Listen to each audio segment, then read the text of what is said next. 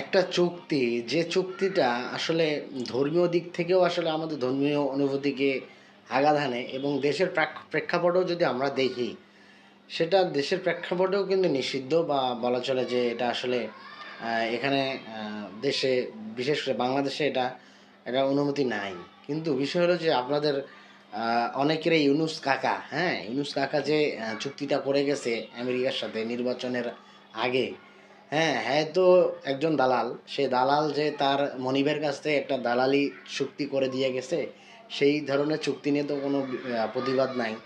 তার উপর আবার কিছু ধর্মীয় আমাদের বক্তা আছে, বা ধর্মীয় নেতা রয়েছে, বা ধর্মীয় দল রয়েছে, তারা নিজেদেরকে ধর্মীয় দল বলে, ইসলাম ধর্মীয় দল বলে, যাদের ভিতরে ইসলামের আমি কিছুই পাই না।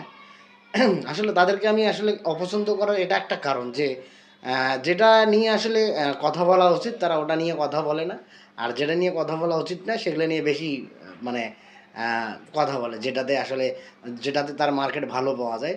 ঠিক আছে। হুম। তারা মার্কেট খোঁজে, তো কারণ তাদের মার্কেট তো যেখানে সেখানে পায় না, যখন আহ, যেটাতে মার্কেট পায় সেটা নিয়ে কথা বলে।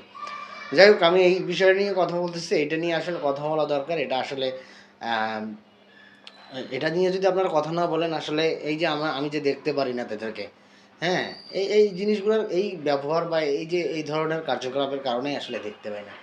যাই হোক, একজন সুদখোর, সে তার উপযুক্ত কার্যকলাপ, সে সে যে সুদখোর, সে তার উপযুক্ত কার্যকলাপ দেখিয়ে সে তার পরিচয়টা বহন করছে।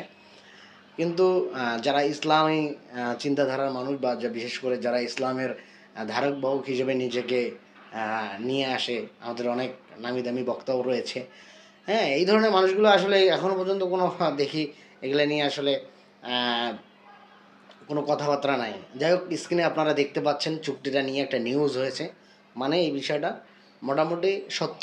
সো জিনিসগুলো আপনারা একটু চিন্তা ভাবনা করেন। ঠিক আছে, আপনাদের আবার বেশি কিছু বললে আপনাদের আবার খুব লাগে, এই জন্য বেশি কিছু বলি না।